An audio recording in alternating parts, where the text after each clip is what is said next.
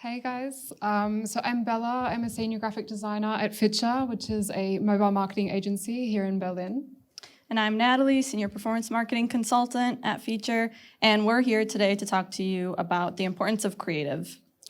Well, today we'll cover what a creative concept is, what a creative hit is, and then how can you bring your whole team together to come up with a backlog of ad ideas to test through your channels, how to actually test, measure, and report on the creative tests, and finally we'll share a real-life project example with one of our clients that we have actually tested this on, which is Komoot, a biking and hiking route planner app for all your outdoor needs. So creatives, let's kind of just start with the basics and why do we care so much about creatives? Creatives are one of the most critical components to driving ad spend, and that's because channels like Facebook, for instance, there's so much content that's filled in there that in order for the algorithms to push your ads efficiently, they need to stop thumbs from scrolling. So creative hits, they're defined as ads that account for 30% or so of total spend. And typically that you see the algorithms will just kind of like favor an ad and push it. And no matter where you end up serving it, and no matter what audience type, no matter what campaign type, then you see that it just really overpowers all the other ads and creates really great efficiency, as you can see in the example illustrated to the right. So just a show of hands, how many people have heard of creative hits before? Cool. So just to kind of dive a bit more into it, to explain this, if you think about yourself scrolling through your Insta feed or your TikTok For You page, you know, you're only really stopping to watch or look at content that has, for the most part, gone viral. And what that really means is, like, usually the content that you're looking at that's pushed to the top of your page has a lot of engagement, like views, comments, likes, and that's because the algorithms want you to stay, or the apps are pushing this in their algorithms because they want you to engage with their apps for longer and stay in there for longer. And so paid content works in the same way and actually competes with organic content for engagement as well. So now that we're aligned on what a creative hit is, how do we actually improve our chances of getting to one? Perfect. So breaking down what a creative concept actually is, it's an overarching idea that's intended to capture the interest of the audiences you're serving your ads to. And basically how we define this is, like, at the start of your testing, you should test completely unique ideas from one another. So this is what we call horizontal testing. So this could be testing a new storyboard, a new ad group or theme, or a completely new idea. And basically each of these concepts should be completely different from one another in order to get to that creative hit much faster. And then once you've found that creative hit on an ad, you can then basically move into vertical testing, which is when we start moving into testing iterations on those winning creatives. So this could be adjusting the format and size, testing those, adjusting colors, maybe images that you're using in the ad, or if you're showing some in-app footage, changing up the features that you're showing. Perfect. So this is an example of what basically a testing flow could look like. So as discussed on the previous slide, you'd start with a variety of unique concepts first, which you can see at the top here. You'd then test these for 1 to 2 weeks and then assess their performance. And then you only move forward with vertical testing on the ones that you're finding good performance on. So this would be the next phase of testing, which would be the iterations. In this example, it's themes 2 and 3. And then basically you'd start the process again. Test for 1 to 2 weeks, assess the performance, and then if you keep seeing winning assets, you can just keep iterating on those. So now that we've shared what a creative concept is, what a creative hit is defined as, how do we actually come up with the ad ideas in order to get to a creative hit? So before we jump into that, it's important to recognize that there's going to be differences in mindset and that'll happen across different stakeholders. So designers, for instance, on the creative team, for them, it's going to be very difficult to produce an infinite number of ad ideas and in such quick turnaround times. Whereas from the marketer's perspective and the campaign managers, campaign managers know that we need, in order to hit targets, we need to find a creative hit because that's where you see the best efficiency. And so there's sort of that clash where, marketing always needs more concepts to test. Then from a CEO or CMO's perspective, they're focused on growth. And so if they're not hitting, we're not hitting targets this month or this quarter, they're going to be concerned about how can we get there. And facilitating the creative process can be a very timely investment and cause, as we said earlier, some clashes between the teams. The one thing is, that everyone has in common is that nobody actually knows what will or won't become a creative hit. So it takes a lot of testing, and it can be challenging and a frustrating process.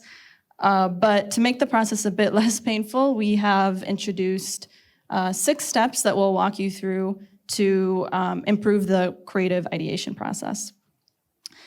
So we would encourage for your teams to meet and to involve the marketers, of course, the creative team, and also, if you can, involve the product and data teams.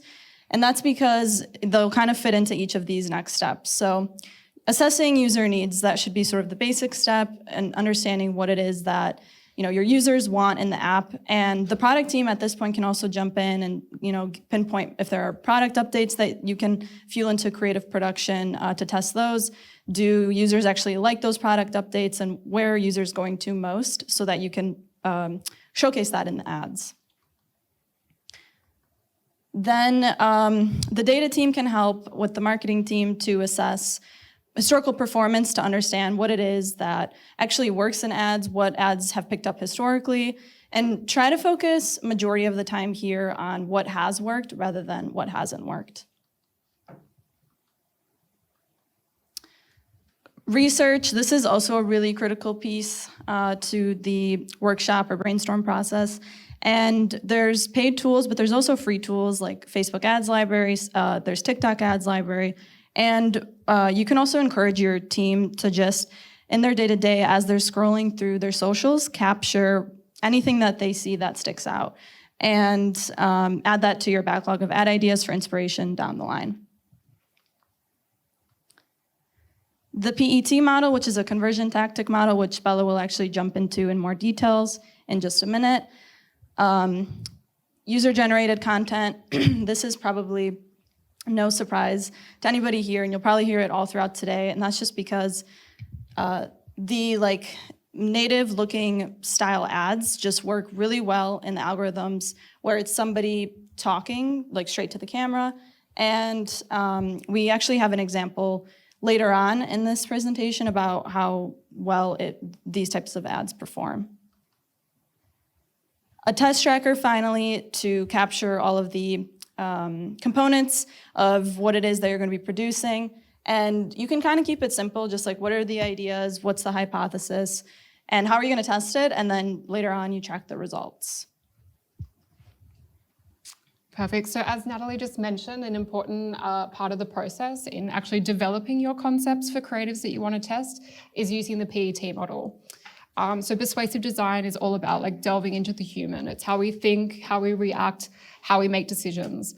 And so we've taken this model and this framework, which was originally developed by a company called Human Factors International.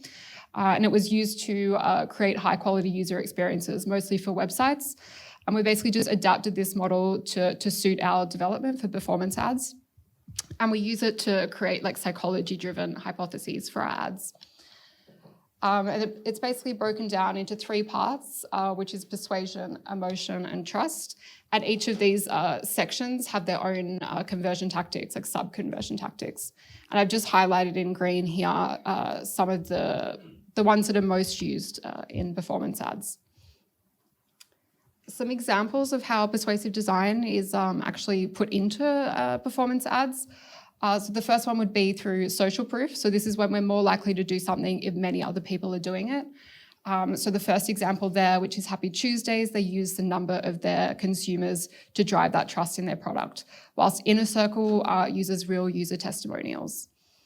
Another example from the PET model would be framing. So this is when we apply a certain lens or perspective to a situation to kind of assess the outcome of how that product is perceived by its users. So Get Your Sports uses really clever messaging.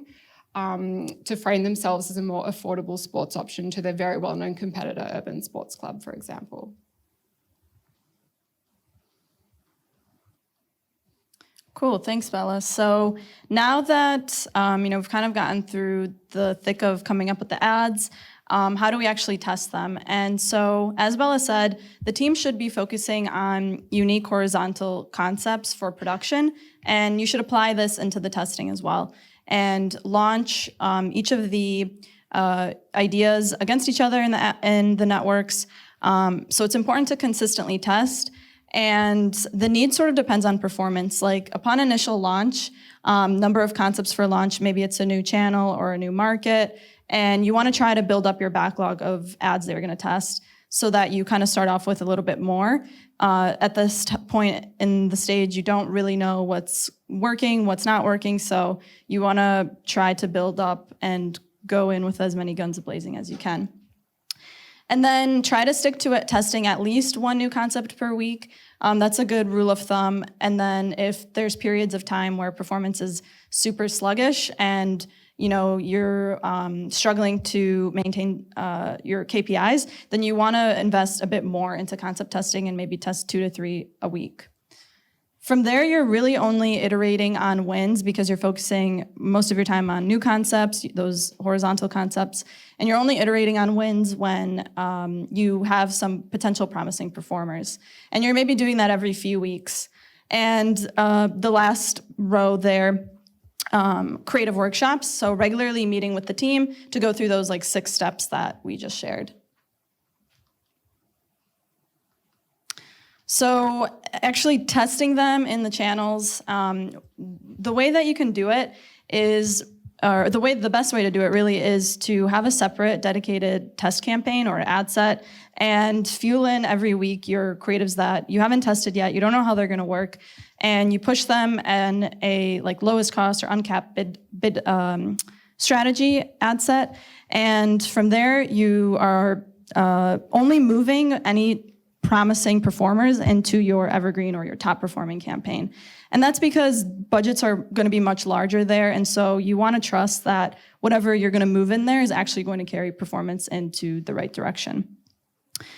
For iOS 14, it's a little bit more challenging because of all the limitations that the SKI network brings, the limitations on campaigns, number of ad sets, privacy thresholds. So you have to move a bit slower here probably. You need really large budgets to maintain every day so that you are passing the privacy thresholds. And ideally, you're also repurposing wins from your non-iOS 14 campaigns. And you can use historical performance to kind of assess, have we ever had a creative hit before? If we have, what were the first few days leading indicators? What was the click-through rate in those first few days? What was the impression rate increase day over day?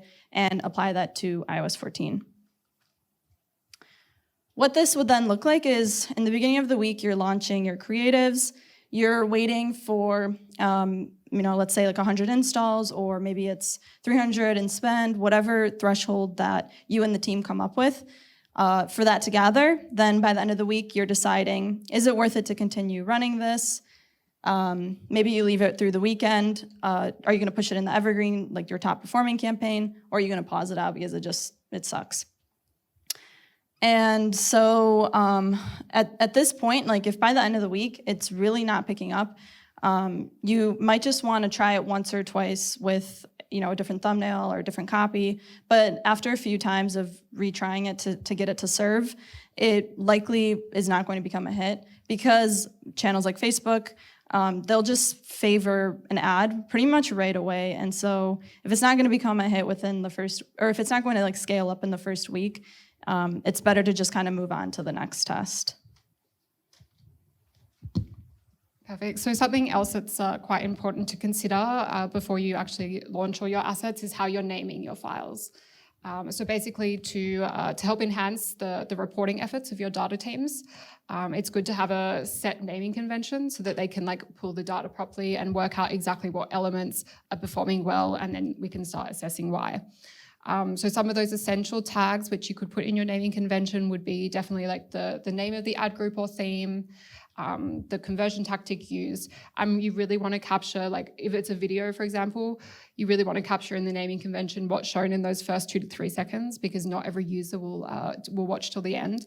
And then you can also add some non-essential tags, which would be the length of the video if you're using any music, and maybe what like colors or imageries you're using. Something else to consider is obviously like your design teams could be producing like hundreds of assets at the same time. So where possible, you should try and automate this process as much as possible. This could be like setting up a spreadsheet where you have like an automatic system that automatically produces the naming convention. And then, it just means that like once your team has started duplicating assets into different formats or localizations, they don't have as much work to do in like naming hundreds of files. And if there does need to be changes down the line, then your design teams can use, there's like shortcuts or plugins in programs like Figma and Sketch where they can mass rename files, but it's good to have that set before they even get to that point. And this is why the naming convention is so important. It's because then you can break out reports by those like different underscore attributes into understanding what it is within creatives that works or doesn't work. So we just included an example here. For instance, if the team was tagging like what the theme was, you could then assess what the performance looks like. But you can virtually aggregate any type of tag or attribute that you're naming within the creatives as long as it's separated by an underscore. So what do you actually do when you have a creative hit?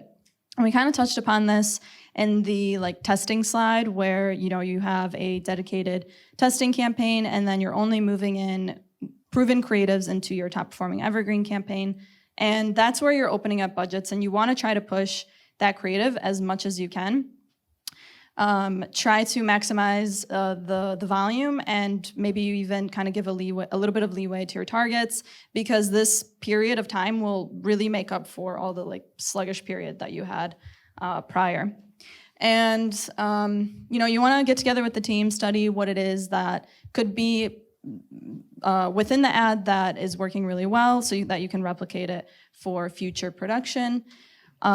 You definitely want to prepare iterations for this creative, because not only will it help push it more, but at some point the creative will fatigue out, and what you'll basically see is like click-through rates will deteriorate, your rate of spend will drop, you'll see the CPAs go up or ROAS go down.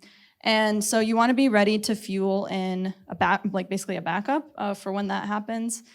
And that's also why continuing to focus on unique horizontal concept tests is still very important. So even though you have a creative hit, it doesn't mean you should just kind of stop your new concept testing. You actually want to keep that going. Maybe you move a bit slower. So instead of testing like one every week, you test one every 2 weeks because your team is focusing on more iterations to try and extend the lifetime of that creative hit. But generally, like you still want to make sure that 80% of the time is focused on new concept testing. Then on the other side of it, when you don't have a creative hit, and this is probably like more of the common case actually, you want to see, maybe it's been like 3 months and it's just nothing is working. So get together with the team and maybe put everything on one slide that you've tested and just compare like side by side. Are these actually unique from one another? Maybe they're not, and have you guys actually gone through all the possible like top ideas that there are out there? Maybe there'll be something again like obvious that has been missed. Consider if there's any process improvements that can be made to that like creative workshop where everyone's coming together. Maybe there's more stakeholders you can involve for collaboration on more ideas as well. And if all else fails, just outsource for support. There's a lot of really great agencies and even freelancers out there that can help with just really rapid turnaround times on production. Well, this brings us to our last part of the presentation, which, as we said earlier, is going to be just kind of showing you how we put everything that we've just been talking about to real life with one of our clients, Komoot. So we were tasked with exploring Facebook as a growth channel. Historically, Komoot had only been running paid search, and some Google app campaigns. So as this whole presentation is focused on creative, that was also our focus for the test. We basically came up with a backlog of ad ideas that would take us through like the first month of testing, maybe a month and a half out, and then every month we would meet and come up with, the following month. And even though we were testing these creatives pretty rapidly on Facebook, like pushing a few every week, we could still repurpose them for other channels like Google, and it would move at a slower pace. So that's one thing to note, is that everything you do produce for Facebook can still, or TikTok or Snap, can still be tested at least in other channels. Nice. So this is what some of our examples of the videos that we produce for Commute actually looked like for Facebook. And what you see here represents around 1 to 2 weeks worth of content for testing on Facebook. And here we were focusing on, for each of these themes, again, as we said, horizontal testing of completely unique ideas. And the main idea here was positioning Commute as the #1 app in the route planning space, and also like the features and the community aspect that Commute provides its users. And what this production actually looked like was around 2 to 3 designers, both graphic designers and motion designers, working on the video and static assets.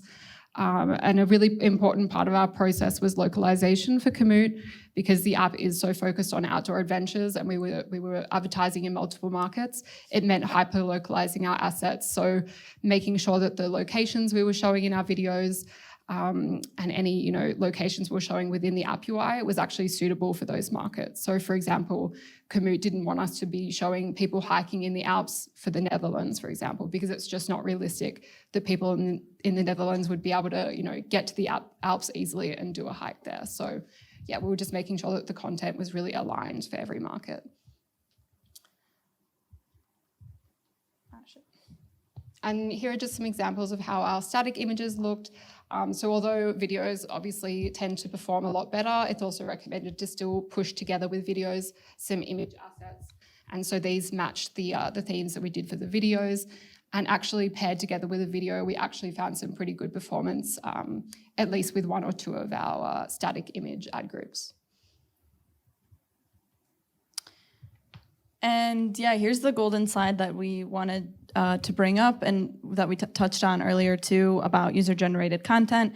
And we define user-generated content as influencer ads, essentially, that you're getting for ad networks rather than influencer marketing, where those influencers are pushing it on their organic content and maybe having some like code or other URL parameters to track what the conversions look like. So yeah, you can clearly see on the graph that UGC content just really by far outperforms the other ads that we had in the account, which were like more animated and lifestyle footage, which Bella had shown. And we didn't have this one like when we initially went to launch, but I think it was like 2 months after we had tested this, and we just saw how powerful it was. And Bella can talk a bit more about the process and give some tips. Yeah, so as I just mentioned, again, the localization aspect really played into how we actually approach influencers and the type of people that we're approaching. So it was important for us to get at least 1 influencer per market, that way that they were speaking natively in the language of that market, but also so that they were filming in locations that were again, realistic for people in those countries to actually to visit. Do we want to play it?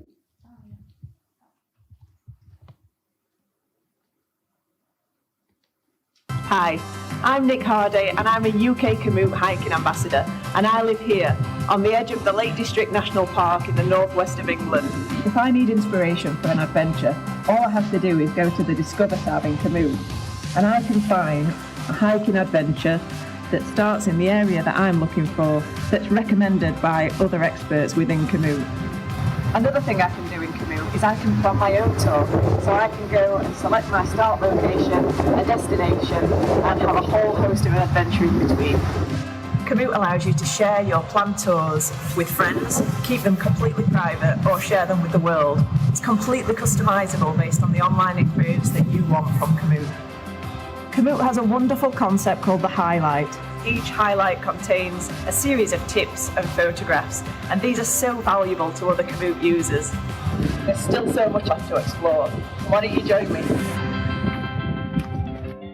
Nice. And so one other point, this was our longest video that we had for this influencer. So this one was a 60-second video, but we would also recommend breaking it down. So we had anything from, I think, 5 to 10 seconds, 30 seconds, and then up to 60 seconds.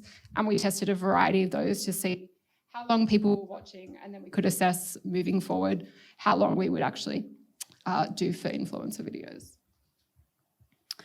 And finally, the actual results that support the whole idea of unique concept testing each week. So yeah, one of our themes within the first few weeks of testing had been accounting for 76% of total ad spend on the account. We saw 11% lower CPAs on this theme. And so it really helped actually push our efforts forward in that first experiment month of testing. So we would definitely recommend to, really try this approach out. And that's all we have for you guys today. Thank you so much for attending our presentation. We do have a cheat sheet here for you to kind of use with all the main points that summarize everything that we've talked about. The main three that we would like you to take home with you, if you take anything from this at all, is to involve your whole team in the process. So that includes the creative team, the marketing team, your data and product teams. Make sure that you're regularly meeting on that topic. And then the second, make sure that all your ads are properly named, because that really is going to influence how you break down your reports. And the third is just that continue that weekly testing cadence to find wins as quickly as possible. Any questions? I have one. For that influencer content, which was different for different markets, did we provide a script to them where they were speaking about a particular set of features which we wanted to cover, and they were just localizing that in language and the outdoors where they were? So we didn't give them a script because we wanted them to still kind of have the freedom, and we wanted it to still seem natural. So we didn't want them, reading directly off a script. I just set up a really kind of basic brief for them where I said, here are kind of the main features of Komoot. We want you to identify your favorite features though. And then we also just gave them some technical considerations, with the lighting, if you're filming outside, what direction to stand depending where the sun is. And things like that. And we gave them some directions around the length of footage that we wanted and how we wanted them to film it. But other than that, it was completely up to them what they actually said in the videos. So which length end up winning from that video? You said you had 15, 13 one. Yeah, I think from memory, it was the long one. Yeah, it was actually the 60-second one. Yeah, which is quite interesting because normally people wouldn't watch that length of footage. But I think, again, it proves this whole idea of influencer or UGC footage actually being quite interesting for people. So you said that you try to localize your ads for the specific countries, but within each country, do you do a broad ad, or do you actually went geolocation specific within the country? Because not everyone is close to the same park, So yeah. So in general, we were still testing in general the same themes across the markets, but we were localizing each of those themes per market. So for Germany, for one theme, we would be showcasing locations in Germany, the Alps, things like that. And then in the Netherlands, for example, we would be showing flat landscapes. And then another consideration on top of that is, say for the Netherlands, we would be showcasing more cycling and biking footage because they're really into that there. And then in other countries, we would be showcasing more hiking footage. So the same themes, but just localized for those markets. I noticed that you did say to have different themes, but then I noticed that in your creative, the themes were different based on the copy, for example, but the visuals you used were also similar. So that's not necessarily, it's not necessary to have also different visuals and copy for different themes. Is that? Yeah, it really depends on your brand, because the most important thing is even in all your creatives, you still want your brand to shine through. And with Komoot, they have a very specific set of brand guidelines in terms of say the colors, there's not much variety, mostly greens, of course. So, sometimes you do have those limitations, but the main thing is just showcase your brand. You really want to drive that forward, particularly for Komoot. They have some big competitors in the industry, and in some countries that we were marketing, they're quite unknown still. So for us, it was really important to push their brand as much as possible in our ads as well. But in general, like the footage you're actually showing and the captions you're using, try and make those unique, but you will have some crossover in terms of, your color scheme or the footage you're showing. And to add to that too, if you're finding that, that like templated approach doesn't work maybe after a few months, like that could be part of the what to do when you don't have a creative hit, is you kind of reevaluate. And maybe if that isn't working, then you try and diversify even more. But yeah, just kind of what Bella had said with all of the parameters that we had from Komoot, and also it had worked pretty much off the bat. So we kind of stuck to that too. Yeah, but also don't be afraid to push outside your brand guidelines as well. Sometimes we've just had things that just have been super branded and they're just not working. So we go completely against brand and we get better results. So don't be afraid of kind of leaving your brand to a little bit to the side and testing just completely kind of new things. Yeah, like maybe you have a wild card creative that you test every so often, once a month, twice a month, and that's something that's just some really off-brand, and something maybe that like the meme style ads, those always work really well, and it's just like a white background with some text, and that's not going to be on brand, but usually that works really well. So don't be afraid to kind of step outside once in a while.